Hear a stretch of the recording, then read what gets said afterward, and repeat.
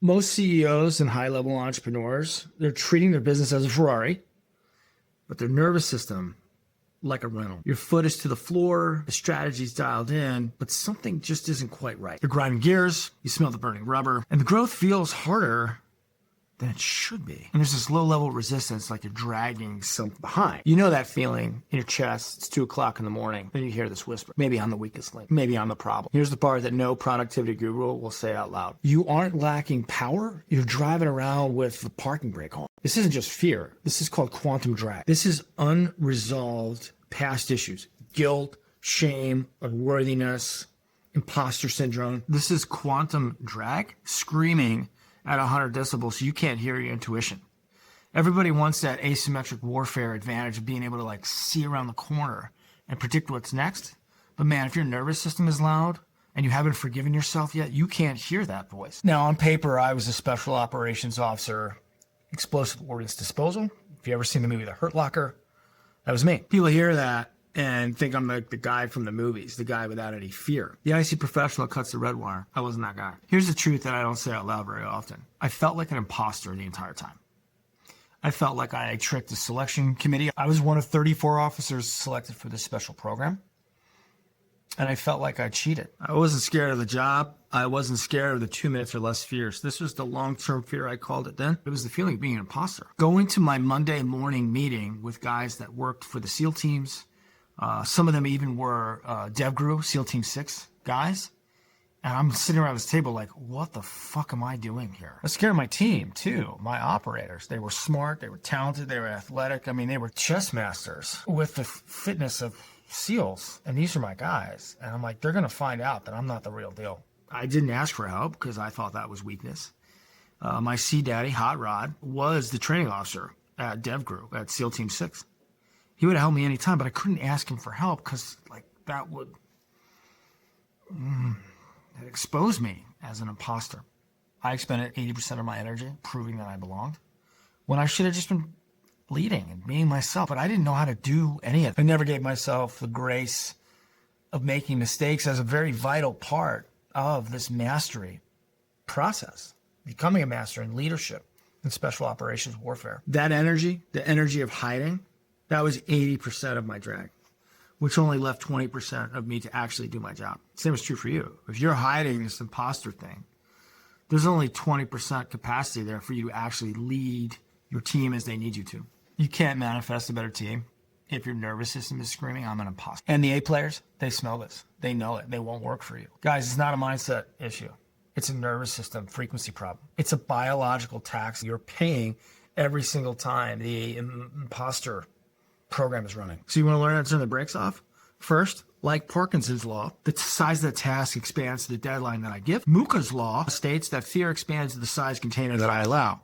Therefore, make fear small and useful. We're not fighting this nebulous monster under the bed that has free reign and gets to live in there rent-free. It's expensive to you, to your team, to your shareholders, and ultimately to your family and to your legacy. So I created the Hidden Brakes Audit.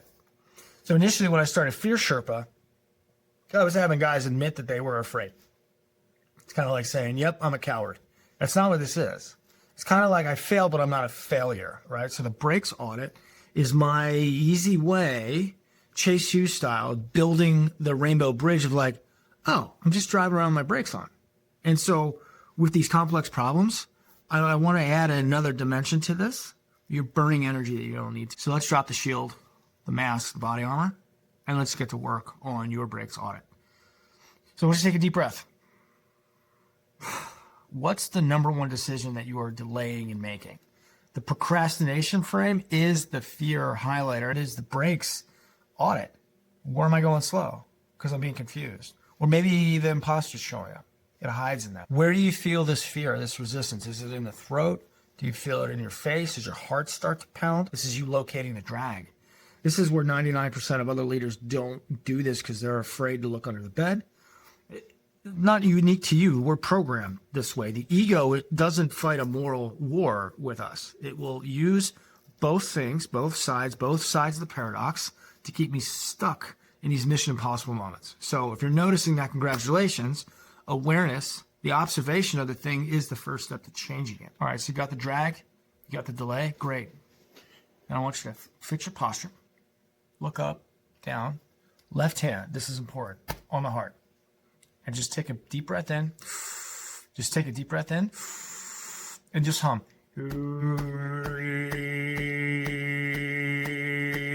I'm safe. I'm in command now. Think Wolf from Wall Street when Matthew McConaughey's, it's a real thing. And you have a strategic advantage if you know how to calm your nervous system. This is 1,000% more powerful than anything you think. It's a bottom-up nervous system telling your body, how safe am I in this particular world? That's why this works so effectively. Most coaches are missing this. And so this is my gift to you today. Turn your nervous system back to prosperity. You're telling your nervous system you don't have to hide anymore, and now you're not burning all that extra energy. I don't need to be the best technician. I just need to let my A players run. They already know how to do this. I need to get out of the way and stop judging myself. Your job isn't to be the smartest. It's to clear the path and elicit the best ideas of the best team you pay a lot of money to. And then when you do that, they're able to operate freely in a safe environment where the best ideas really, really can thrive. And that's the asymmetric warfare, being able to look around the corner and capture those epiphanies, the breakthroughs, the innovations that's going to keep you making results when other people are stuck. That's a huge advantage. This is the truth that took me 17 years to admit. You don't need to be the smartest person in the room in order to lead it.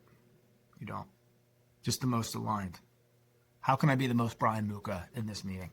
To admit, hey, I don't know the answer to that. Great. Now learning can occur.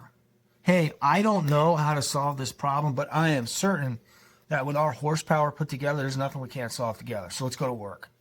That's the epitome of leadership if I've learned it. How to navigate the uncertainty, certain that we will find a great outcome together. I didn't learn this as a bomb technician. It took me 17 years of distilling this, going back after action reviewing, running the tape again and again and again. What did I learn? I thought leadership was having the answer before everyone else. I was wrong. I was wearing a mask of competency, like faking competency. I was actually choking out the creativity of my team. The most elite form of leadership that compresses 60 months of grinding into sometimes just 3 months of alignment is drop the mask, look your team in the eye like, I don't know the answer right now. And I'm certain that us together, we can find something even better. That's not weakness. That's valor. Leading with my heart, with courage, through uncertainty. The person that can navigate uncertainty the best, especially in the shifting sands time of Earth that we live in right now, that has a strategic advantage. This is the signal that burns fear and turns it into fuel. This is when the brakes come off. But you can't do that if you're secretly fighting an imposter syndrome war with yourself.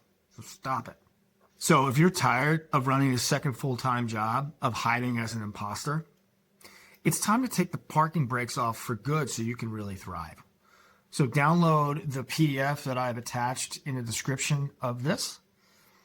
And we get to do this, we get to remember together. This is a practice. Some days I get it, some days I don't. Same thing is true with you. So brace, do the work, and when I attach my shadow, finally I can become a whole person, and now I really can thrive. Brian Muka, your Freedom Sherpa, sharing from your heart today. This was really hard for me to shoot today. My imposter syndrome came up big time, and I chose to launch this anyway. So this is a big win for me. I look forward to hearing your big wins, and that's it for today. See you all in school. Cheers.